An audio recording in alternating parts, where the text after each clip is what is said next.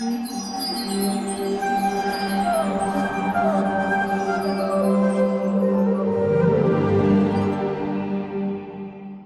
found something amazing about the devotees was that, unlike the people outside, they didn't want to take anything from me, they wanted to give me something. They were very kind, very friendly, very accommodating. And that really struck me, that really touched me. And as I spent more time with the devotees, I became convinced that this is what I wanted to do at that point in my life, to become like one of them.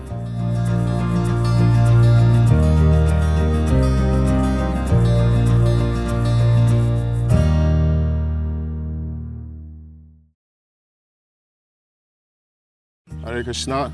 My name is Tirtha, and I was born in Ivory Coast, which is in West Africa.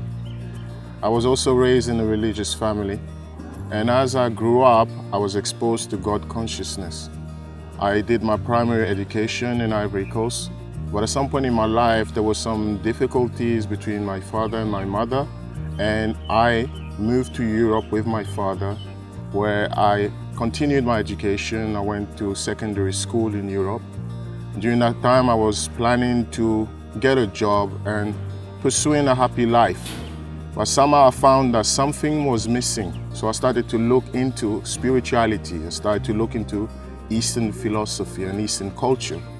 And at one point, I suffered from an accident and I ended up in an hospital where I met one of the patients who actually gave me a book on Krishna Consciousness. The book was Perfect Questions, Perfect Answers. And I was trying to read the book. What really attracted me about this book was the fact that I had already looked into Eastern philosophy and come in contact with various teachings.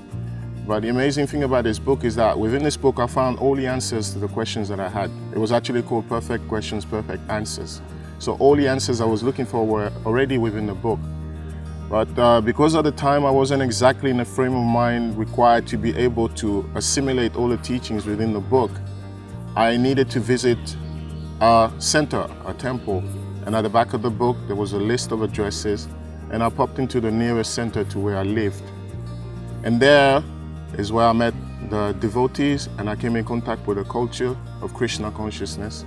And the first thing that struck me about this temple was how peaceful the environment was compared to the world outside. It was actually situated in the center of London with a lot of shops around. So it was almost like an island, a peaceful island.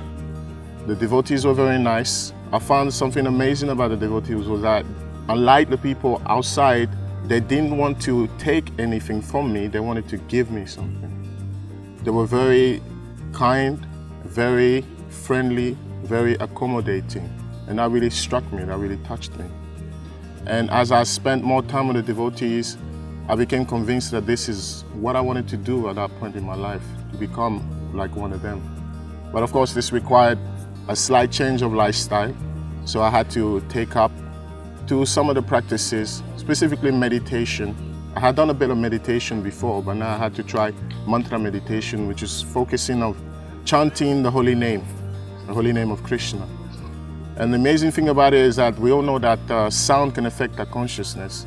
Now, when that sound is coming from a platform different from the one we're on, a spiritual platform, it has an even more powerful effect on our consciousness. So instead of listening to the type of music that I used to listen to, I won't describe it here, I decided to stop hearing those kinds of songs and I decided to take up to chanting. So in the beginning, I used to chant one round of the Hare Krishna Mahamantra, and then I slowly increased it under the guidance and the counsel of one of the devotees in the temple. And I found myself feeling more and more peaceful and more satisfied within. I also decided to change my diet because food plays a very important part in our life also. So I went from a non-vegetarian diet to a completely vegetarian diet, but not just any vegetarian diet, a spiritual diet. So I was taking prasadam, food offered to Krishna, and it was amazing. My whole life changed, the whole way I looked at the world changed, because what you put inside affects how you relate to the world. We know this. This is a very a simple truth. So changing my diet really affected my life positively. And I also started hearing more lectures. In fact, I used to spend most of the day in the temple. I would go there in the morning for the first arti around 4 o'clock. I'll go there from my house, stay there all day, all the way up until 9 p.m., go home.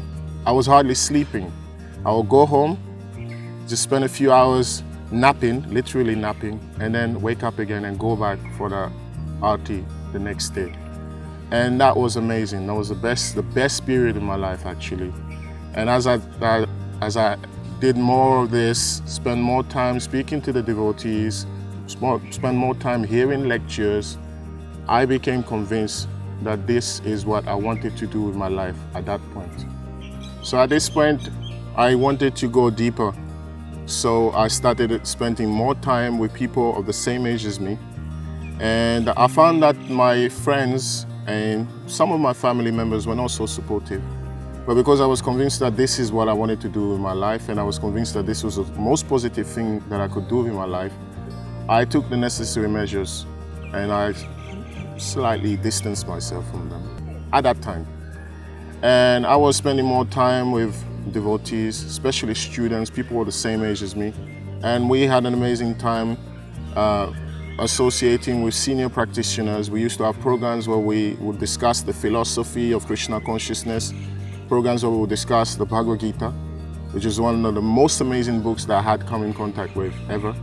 I'd studied philosophy before. I'd looked into all types of philosophical works. But what I found amazing about the Bhagavad Gita was that it had all the answers.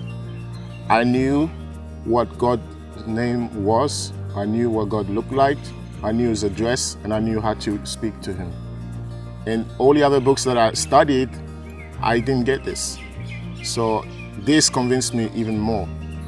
So as I was doing this more and more, I decided at some point it might be a good idea to actually take some time out and join the temple. So that's what I did. And the temple was enlivening. I got the opportunity to engage in services that I found very fulfilling. One of my first services was outreach. So there I was conducting the same types of program that I was introduced to when I first came to Krishna Consciousness. I used to go to colleges and speak to young people and discussing topical issues like the economic situation and how to relate it to spirituality. And we found that a lot of the problems that people were experiencing had a solution rooted in spirituality. All the problems come from the fact that people are lacking internally. So this was amazing. At one point I thought, I want to go much deeper. I'd already gone deep. I wanted to go even deeper. So how could I do that? And I decided that the best idea would be to go back to the roots, to go to an environment where it would be easy to access this knowledge and this culture. And that's when I decided to come to India. So I expressed my desire to come to India to my seniors, to my mentors, and it was arranged for me to arrive here. And the first place I went to was in Vrindavan, and Vrindavan was amazing.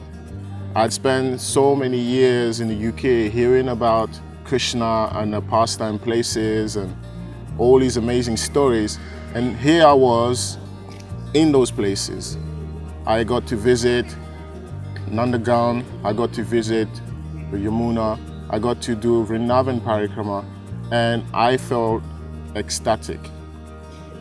And after Vrindavan, I decided to come to Mayapur, which is another amazing place.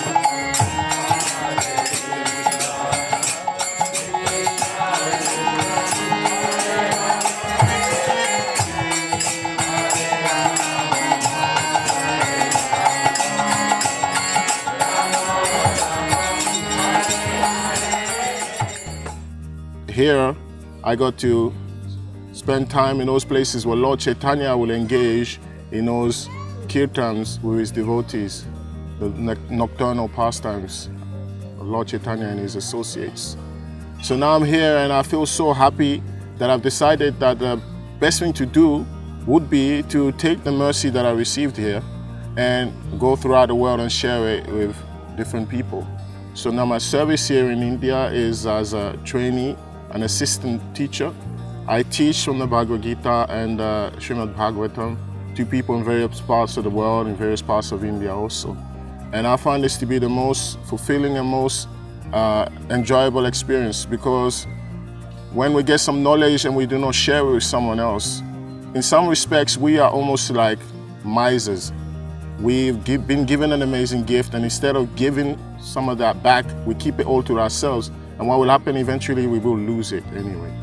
So I think that the best thing for me to do is to share this knowledge. And I'm in the right place to do that, because everywhere I turn, I'm being reminded of Krishna, being reminded of Lord Chaitanya. And I can go to other places and help other people remember Krishna and remember Lord Chaitanya. So this is my service here in India. So one of the most difficult things to do in this day and age is to practice spirituality, because we're living in an age where everything is designed to take us away from God consciousness. We look at the world outside, the billboards are full of temptations, trying to drive the mind away from trying to reconnect with God. So something that I think makes Lord Chaitanya's mercy most powerful and most important is the fact that he's made it as easy as possible to be God conscious in such an age, in the most difficult age, Kali Yuga, the age of quarrel, hypocrisy. And if it wasn't for Lord Chaitanya's mercy, if it wasn't for the fact that I came across the holy name, if it wasn't for the fact that I came across the Bhagavad Gita, or Prasadam, or the process of devotional service, Kirtan, I wouldn't be sitting here today. Who knows where I would have been. I used to think that making money and accumulating cars and gadgets was the goal of life. But then I realized at some point that it wasn't, because I had seen some of my friends who had achieved those things were not feeling fulfilled in their life. I saw that many people were feeling unhappy and dissatisfied. Then I realized that I needed to add something else to it. And by the grace of Prabhupada, I was introduced to the process of Krishna Consciousness, and I'm very grateful. So right now I'm in Sridham Mayapur, and I would like to encourage anybody and everybody who hears this message to try to go deeper, either by studying the Bhagavad Gita a little bit more seriously, or by taking up to this process of mental meditation a little bit more seriously, or by associating with devotees a little bit more seriously. And they will find that their life will change for the better. Hare Krishna, Hare Krishna, Krishna Krishna.